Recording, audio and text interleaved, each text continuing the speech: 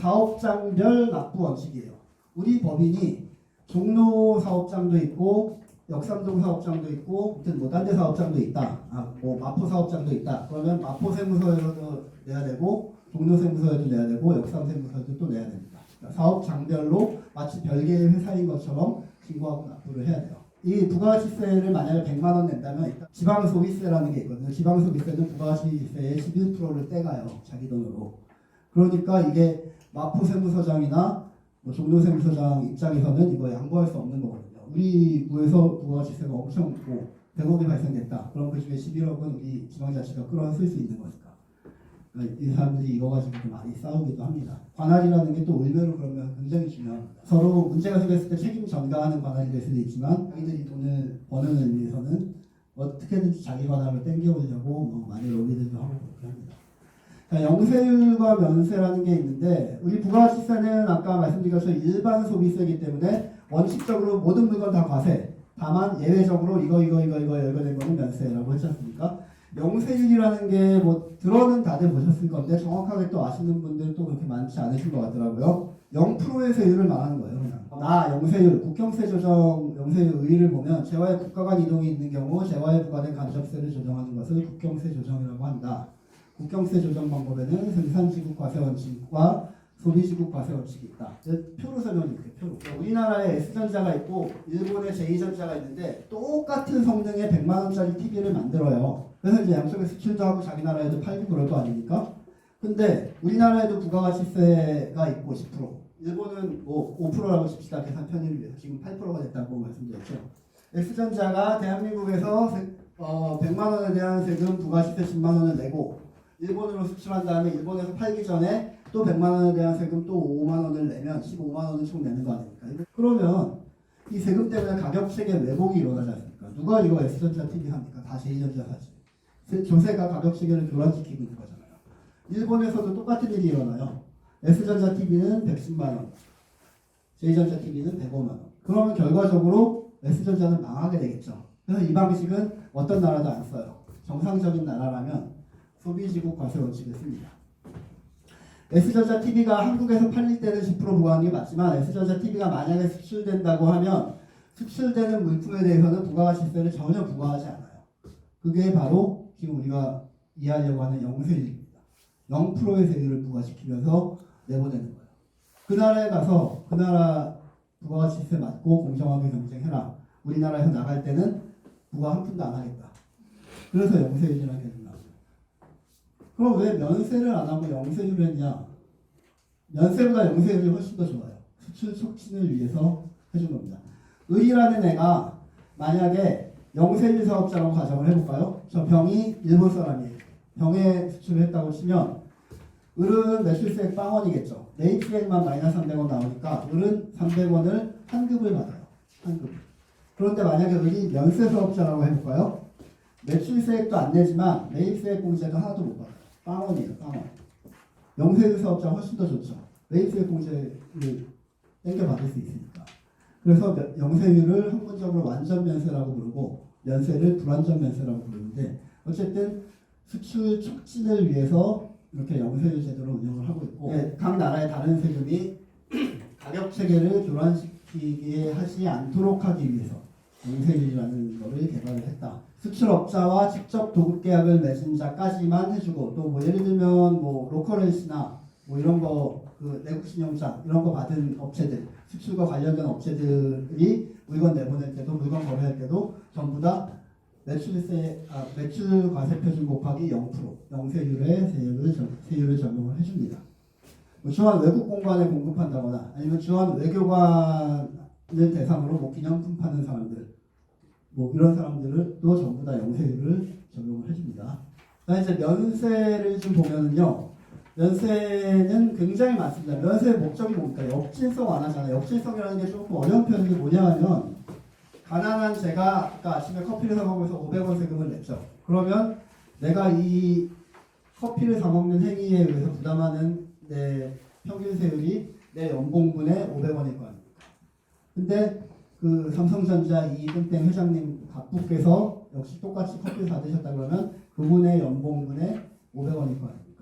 그러면 내가 훨씬 더 크죠. 돈 규모가 내가 훨씬 작으니까 비교적 내가 내 부담 세율이 크다는 얘기예요. 간접세가 나쁜 세금이라는 이유가 이런 것이거든요. 누구한테나 차등 없이 물세로 똑같이 부과를 해버리니까 가난한 사람은 자기가 느끼는 체감 세율이 어마어마하게 높아지는 거예요. 이걸 역질성이라고 부르는데 이걸 완화하기 위해서 가난한 사람들이 주로 소비를 하는 기초생필품 위주로 면세를 적용을 한번 해보자.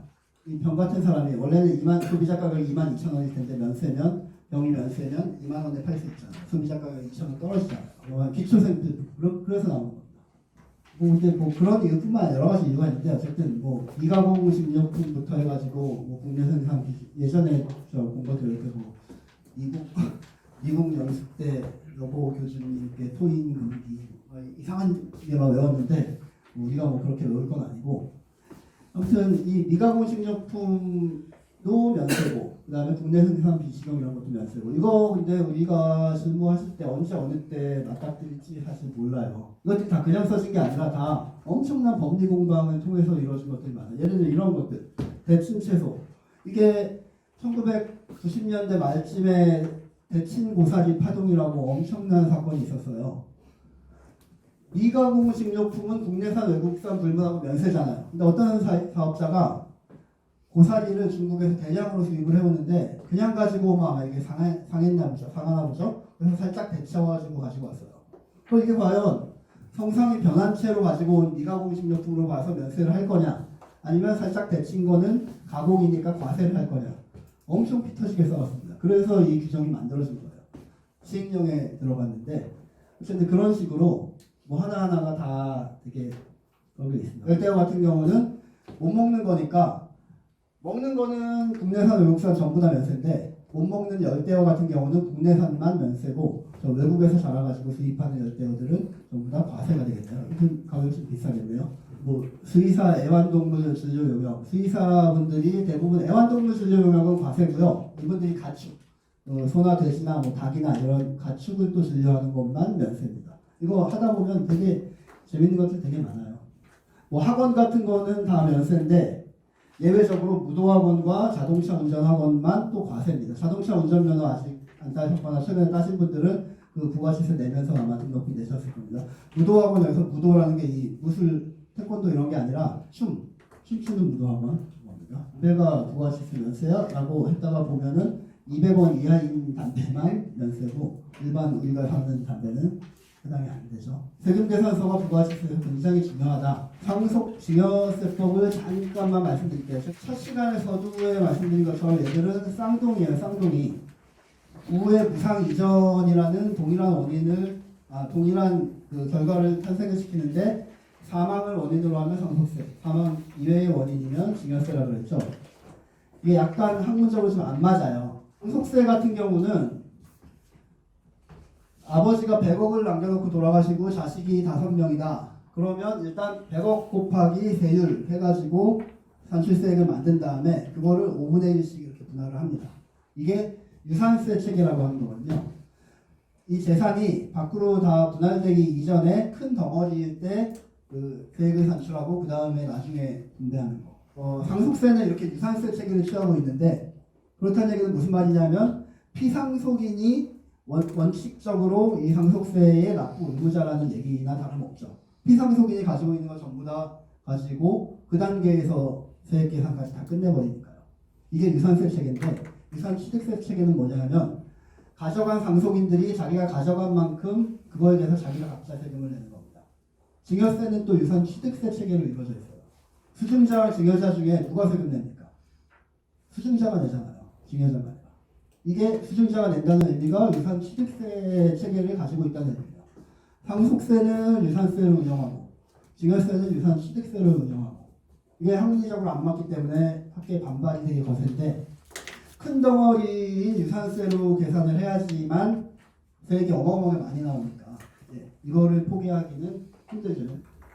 상속세 같은 경우 이렇게 우리 본래 상속재산이 우리 입법상 상속재산인데 이것뿐만이 아니라 본감추라고 해갖고 본래 상속재산, 간접상속재산 시점까지 다 합친 다음에 총을 만들고 준비불공, 증여재산가액, 비과세, 불공제, 공제, 그다음에 공장채 이런 거 다 합니다. 자, 그냥 짧게만 말씀드리면 상속 공제가 인적 공제와 물적 공제가 지금 있죠. 보면 인적 공제가 얼마나 어마어마한지만 보여드릴게요.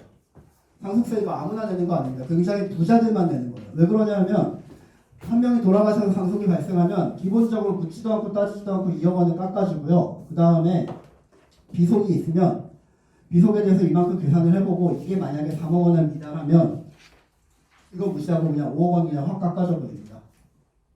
일단 직계 비속을 남겨놓고 어떤 사람이 사망을 했으면 기본적으로 총재산에서 5억 원을 깎아주고 시작을 합니다. 그리고 이 사람이 만약에 배우자까지 남겨놨으면 배우자 몫으로 최소 5억부터 배우자가 가져가는 금액에 따라서 최대 30억까지도 깎아줍니다. 그러면 기본적으로 배우자 공제 5억, 기초공제 플러스 자녀공제 5억 해가지고 기본적으로 10억이 그냥 묻지도 않고 따지도 않고 깎입니다. 그래서 일반인 분들이 저한테 상속세는 얼마 이상 재산 남겨놔야지 내야 됩니까? 뭐 이렇게 물어보면 뭐 경우에 따라 다른데 한 15억 정도 이상 되지 않으면 거의 안 내는다고 보시면 됩니다 라고 대답을 보통 해드리거든요.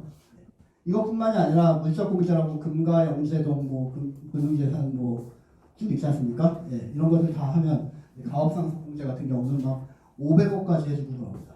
가업상속 요건만 되면 이런 것들 그와 같이 창출하기가 되게 좋죠. 신고납부 6개월 내에 해야 되는 거고 증여세도 똑같은데 증여세는 그냥 공제액만 역시 볼게요. 배우자가 어마어마하게 높아요. 배우자끼리 간의 공제를 잘 활용하시면 굉장히 이롭습니다. 뭐 직계 존비속 간에는 5천만 원, 그 밖에 사촌인의 친족, 그 밖에 사촌인은 아니, 그 밖에 친족은 1,000만 원인데 뭐 끝내기 전에 한 가지만 재밌는 얘기만 하나 그냥 해드릴게요. 예를 들어서 제 장모님이 제 와이프한테 10억짜리 건물을 하나 증여를 해주고 싶어요. 그러면 와이프한테 10억짜리 건물 증여를 해주면 증여세가 얼마가 나올까요? 2억 4천만 원의 증여세가 나올 겁니다. 근데 이런 방법을 사용하면 몇 천만 원 아낄 수 있어요. 저랑 제 와이프한테 5억 지분씩 이렇게 반반으로 증여를 해줘요. 그러면 제가 증여세 얼마 내나 볼까요? 1억까지는 1,000. 제가 9천만 원 내고 제 와이프도 9천만 원 내네요. 합치면 1억 8천밖에 안 되잖아요. 결과가 다르지 않냐고요? 장모님이 저를 어떻게 믿고 저한테 5억 주냐고요? 그러면 이런 방법이 있어요. 제가 받았죠. 5억짜리. 그러면 받자마자 배우자 6억 원 공제를 이용해서 제 와이프한테 지분 양도를 해줘요. 물론 취득세는 몇 천만 원, 한 1,000 몇백만 원 더 될 수 있어요.